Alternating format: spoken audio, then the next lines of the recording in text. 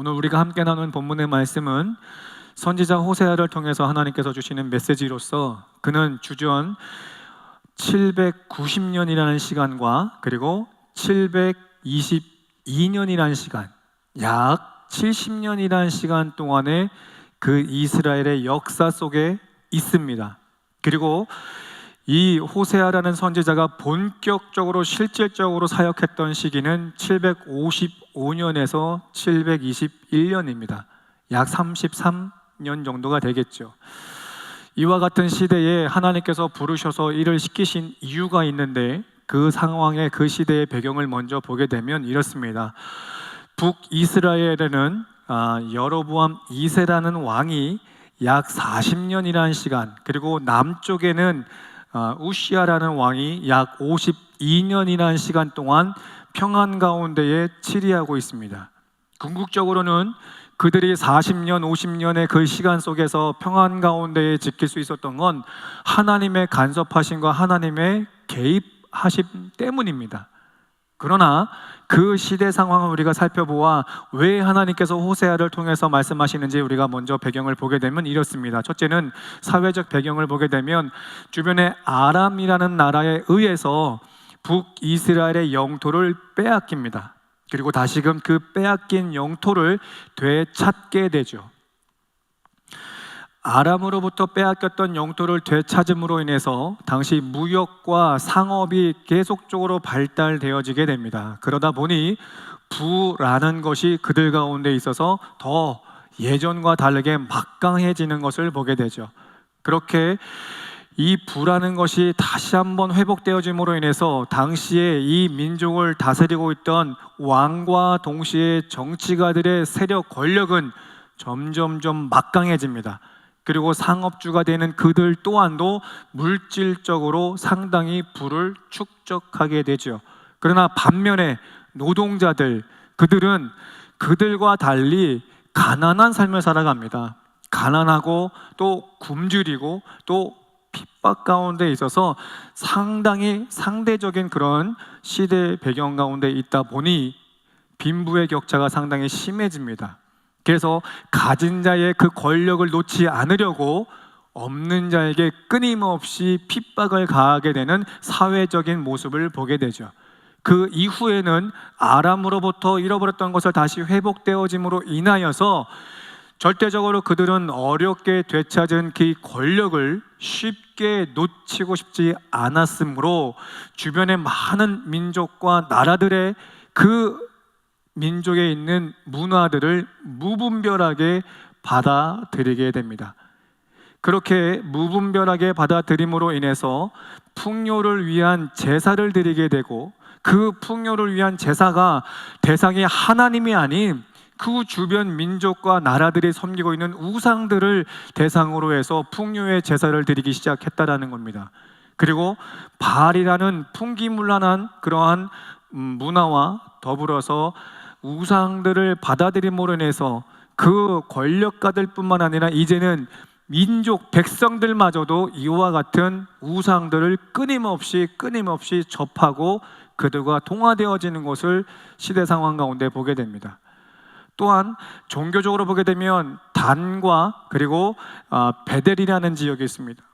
단과 베델은 어떤 곳입니까? 하나님께 예배하는 장소이지요. 그런데 이 단과 베델이 그 당시에는 하나님께 예배하는 장소임에도 불구하고 그 많은 이들 앞에 공개적으로 공식석상 중에서 우상들 앞에 절하고 우상들 앞에 예배하는 장소로 바뀌어지게 됩니다. 그래서 종교적으로 음란한 세대를 살고 있는 것이 호세아가 살고 있는 선지자로서 사역을 하게 되는 이스라엘의 현 주소를 이야기를 합니다.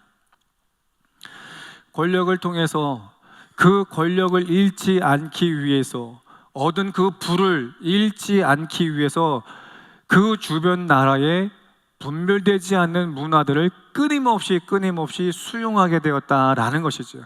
그러다 보니 그 수용되어진 문화로 인해서 그들과 모든 백성들이 하나님 앞에 우상을 섬기게 되는 그러한 결과를 놓게 되었다라는 겁니다. 그로 인하여 이스라엘 백성들 모두가 가랑비에 옷 젖듯 이와 같이 무분별한 문화로 인해서 그들의 신앙 또한도 자신의 정체성도 잃어버리는 그런 현 주소의 문제를 발견하게 됩니다.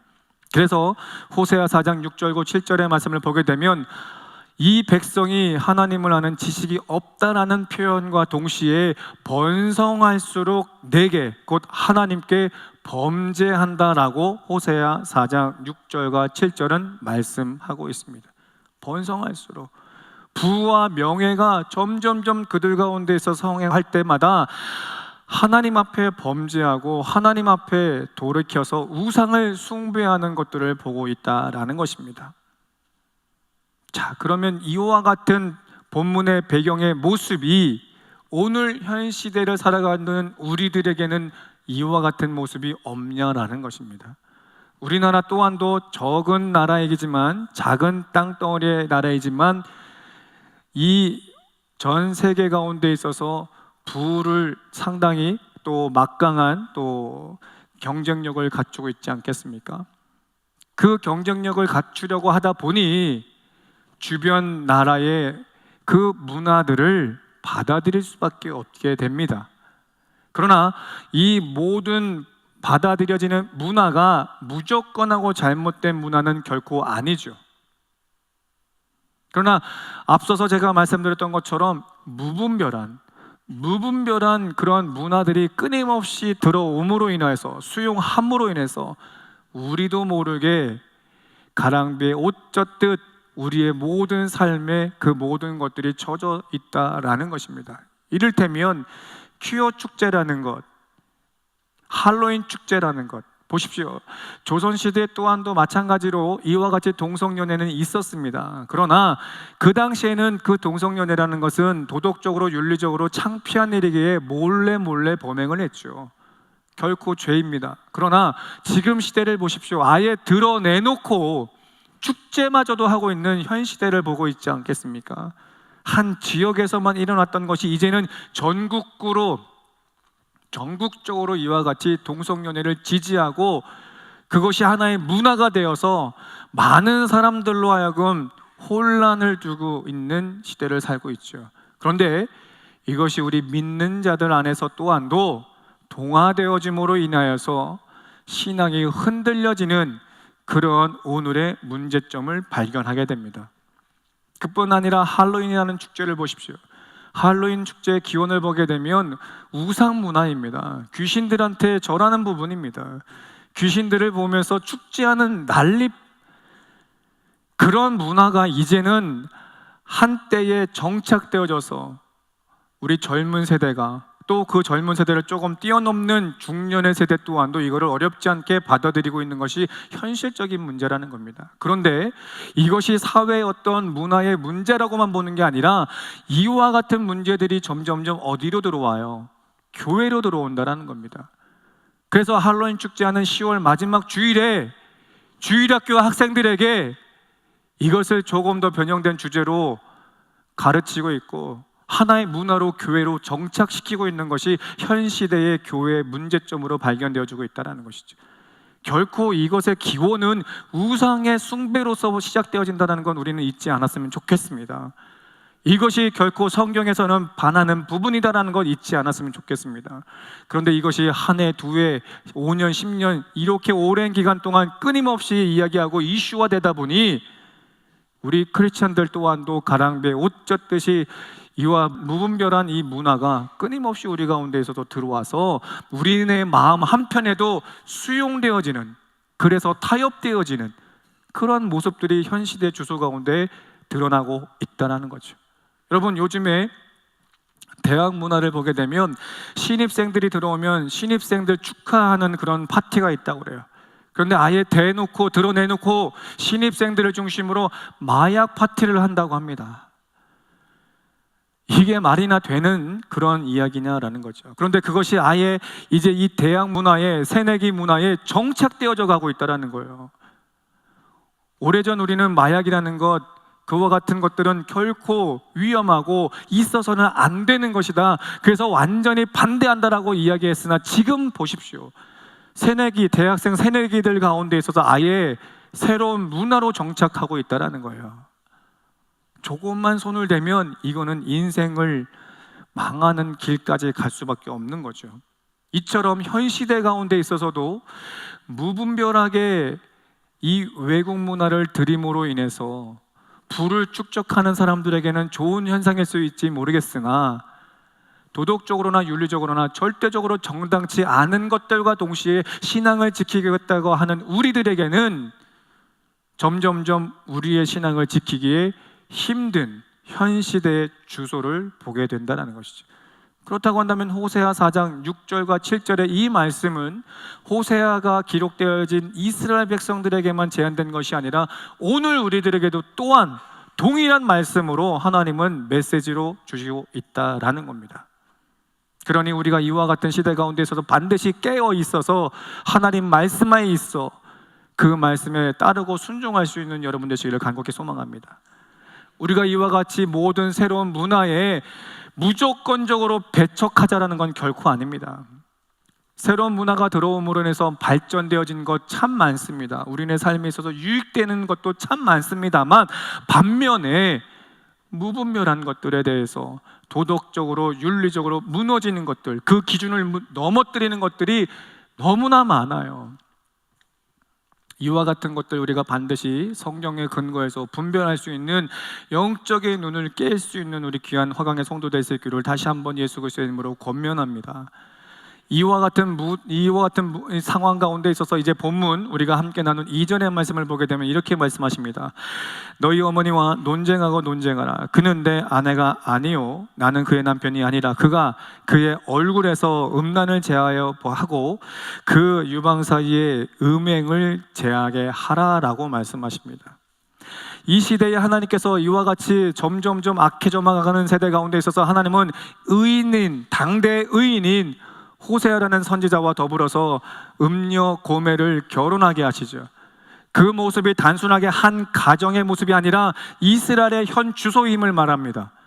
그래서 오늘 이 호세아와 고멜은 오늘 우리들의 현 주소와도 다를 바 없다라는 것이죠. 그러니 그 음녀라고 하는 고멜을 지금 자신의 죄가 어떤 죄인지에 대해서 2절에서 고발하고 있는 거예요. 그래서 이 고멜을 고발함과 동시에 현 시대를 살고 있는 하나님의 백성들 또한도 이 고멜의 그의 음행을 보면서 너희들 또한도 바른 길로 돌아와야 된다는 것을 말씀하고 싶으신 것입니다. 그래서 오늘 2절에는 너희 어머니 고멜 한 여인을 이야기하지만 실상은 이 시대의 가랑비에 옷 젖듯 문화 속에 점점점 내 신앙을 잃어가고 있는 성도들에게 이야기하고 있는 말씀이라는 것이죠. 그렇다면 오늘 우리들에게 주시는 메시지가 무엇입니까? 얼굴에서 음란을 제하고 또 유방 사이에 가슴 사이에서 음행을 제하라고 말씀을 하시죠. 두 가지 신체적 그 부위를 이야기합니다. 머리와 얼굴과 그리고 가슴. 이것은 무엇을 의미하냐면 얼굴은 생각을 의미합니다. 생각을 이야기하는 것이죠. 그리고 이 가슴이라는 것은 마음을 이야기하는 것입니다. 너희들의 생각과 마음 가운데 있어서 음란하고 음행하는 것, 즉 두 가지 실질적으로 성적인 부분에 있어서 잘못된 것들은 반드시 어떻게 하라?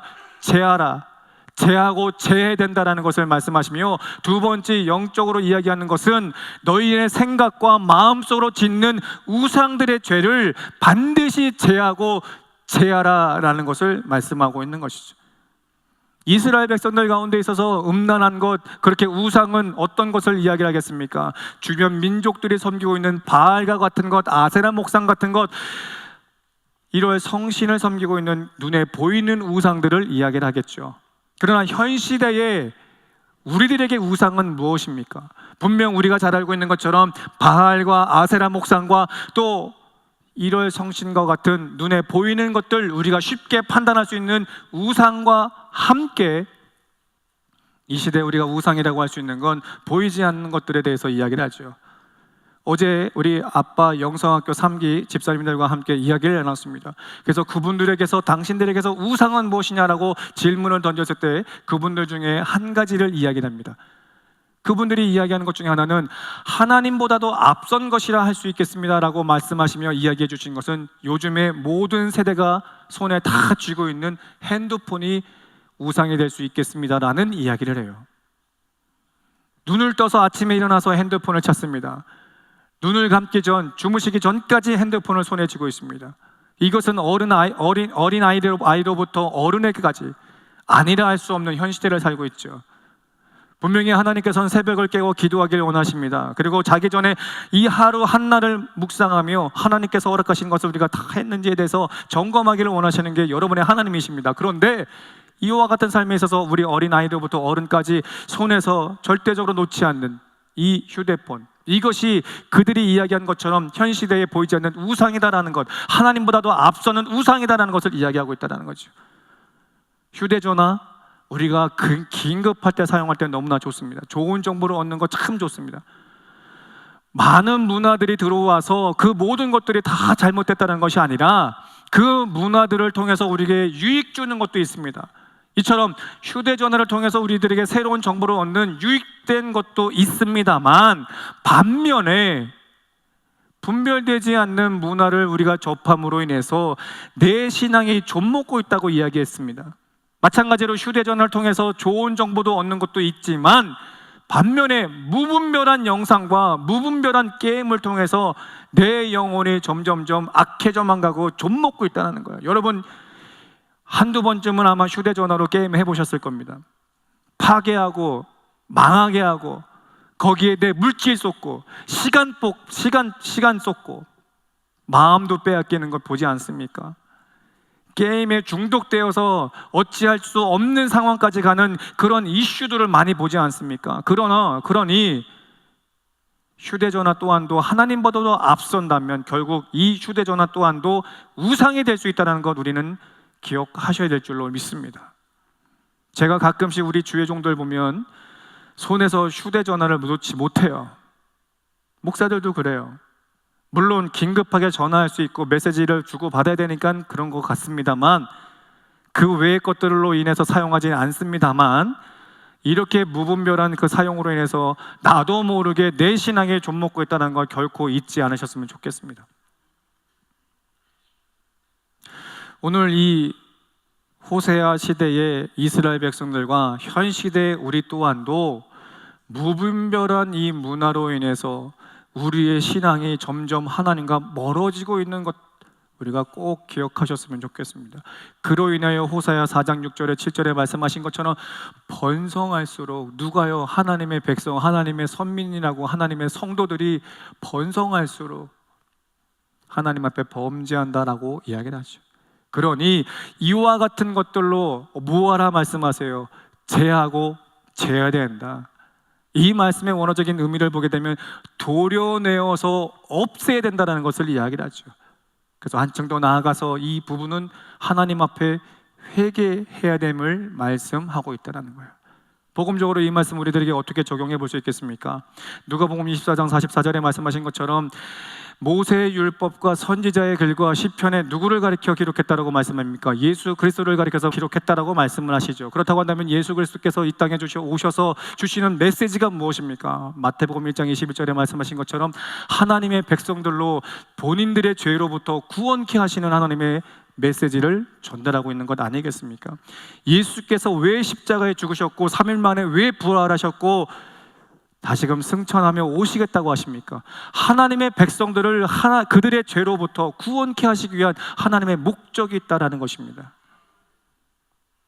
그렇다고 한다면 이와 같은 상황 가운데 있어서 예수께서 오늘 이 현 시대 가운데서 무엇을 말씀하고 있습니까? 요한 1서 1장 9절의 말씀 우리 합독해 보겠습니다. 시작. 만일 우리가 우리 죄를 자백하면 의로우사 우리 죄를 사하시고 우리를 모든 불의에서 깨끗하게 하실 것이요.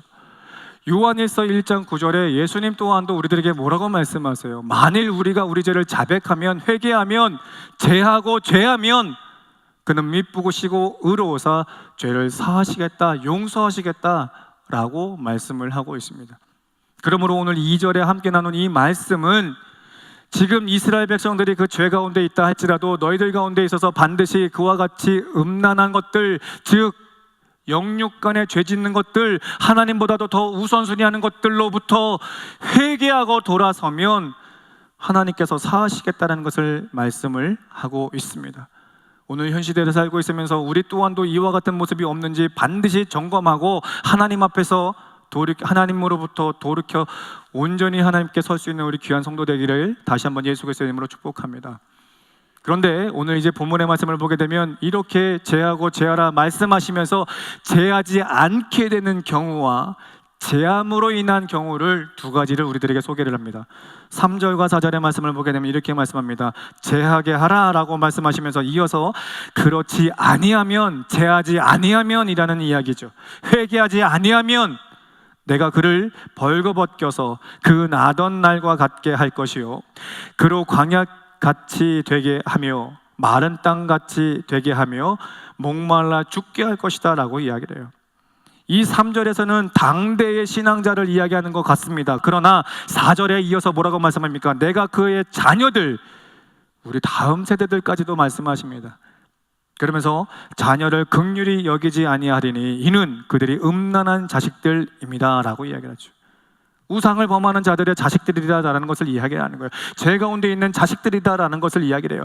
내가 하나님 앞에 돌이키지 아니하면, 내가 우상을 섬기고 내가 하나님 앞에 하나님보다도 우선적인 것은 삶을 살다 보면 나뿐만 아니라 내 다음 세대까지 하나님께서는 모든 것을 멸하실 것에 대해서 말씀하고 있다라는 것이죠. 9절에 또한 말씀합니다. 그러므로 내가 내 곡식을 그것이 익을 계절에 도로 찾으며 내가 내 새 포도주를 그것이 맛들기 시기에 도로 찾으며 또 그들의 벌거벗은 몸을 가릴 내 양털과 내 삶을 빼앗으리라. 먹고 마시고 입는 그 의식주에 문제되는 그 모든 부분 또한도 하나님께서 다 빼앗아갈 것을 이야기를 하죠. 그런데 내 대, 당대뿐 아니라 자녀 세대까지도 하나님께서는 이것을 말씀하고 있다는 거예요. 이것은 다시 한번 말씀드리면 이 입고 먹고 마시는 문제에 이와 같이 다 뺏겠다라고 하시는 것은 이 모든 것을 주시는 것이 하나님의 주권에 있다는 것을 이야기를 해요. 그러므로 이 땅에 사는 저나 여러분 모두가 우리네 힘으로 능으로 입고 먹고 마시는 것처럼 생각하실지 모르겠지만 이 모든 것이 하나님의 주권 안에 있다는 겁니다. 그분이 막으시면 우리는 결코 막혀질 수밖에 없고, 우리가 이와 같이 이 음행하는 것, 우상을 섬기는 것들로부터 제하고 버리지 않는다면 하나님은 우리의 모든 것을 다 앗아가시겠다는 것이죠. 오늘 왜 우리가 기도하는데도 응답되지 않습니까? 왜 내가 하나님 앞에 기도하길 원하는데 내가 왜 기도의 문이 열리지 않습니까? 왜 기도의 문이 막혀 있습니까? 점검해 보세요. 여러분 하나님 앞에 기도할 때에, 그리고 내가 기도하는 모든 것에 왜 응답이 없을까? 오늘 이 말씀을 우리가 삶에 대입한다면 결코 우리 가운데 있어서 이와 같이 버려지지 못한, 제하지 못한, 회개하지 못한 하나님 앞에 범죄한 것들이 있다면 반드시 본문의 말씀을 통해서 다시 한번 제하고 제할 수 있는 여러분 되시기를 간곡히 소망합니다. 이와 같이 제할 때에, 회개할 때 비로소 하나님이 우리의 기도를 들으시는 것이지, 그리고 응답하시는 것이지, 결단코 우리가 하나님과의 관계에 있어서 무너뜨리지 않는 이 죄라는 것, 이것이 막혀 있으면 결코 오늘 우리들의 기도도 응답될 수 없다는 것 잊지 않으셨으면 좋겠습니다. 그래서 이와 같이 하나님 앞에 제하고 제하지 않음으로 인하여 3절 이하의 9절에 말씀하신 것처럼 내 대와 다음 세대까지 모든 것을 다 싸그리 가져간다라고 말씀하십니다. 그리고 복음적으로 히브리서 6장 5절과 6절 한번 우리가 합독해 보겠습니다. 시작. 선한 말씀과 내세의 능력을 맛보고도 타락한 자들은 다시 새롭게 하여 회개하게 할 수 없나니 이는 그들이 하나님의 아들을 다시 십자가에 못 박아 드러내 놓고 욕되게 합니다. 무슨 말씀이에요?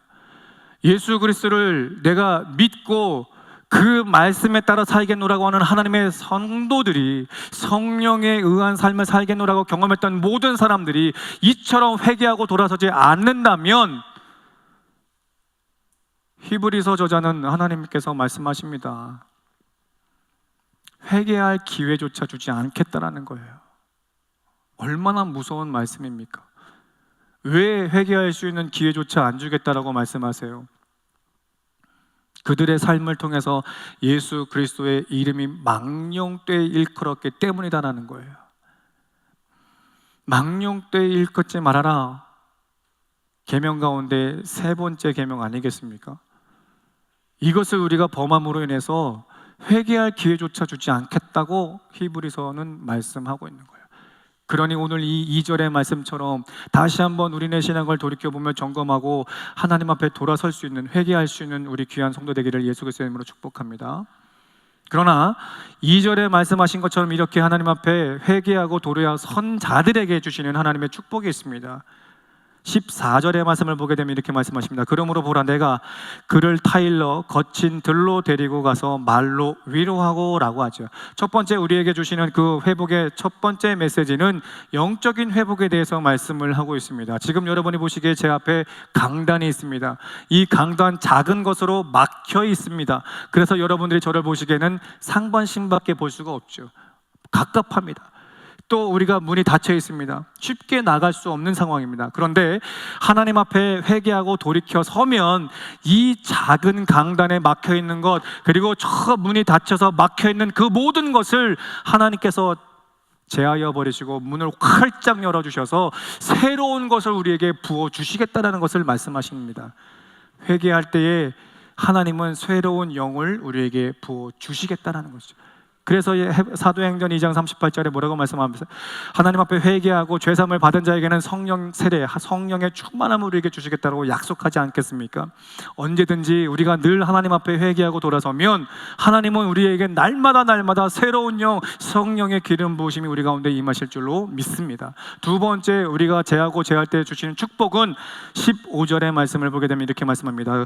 거기서 비로소 그의 포도원을 그에게 주고 아골골짜기로 소망의 문을 삼아 주리니 그가 거기서 응대하기를 어렸을 때와 애굽 땅에서 올라오던 날과 같이 하리라 라고 말씀하시죠.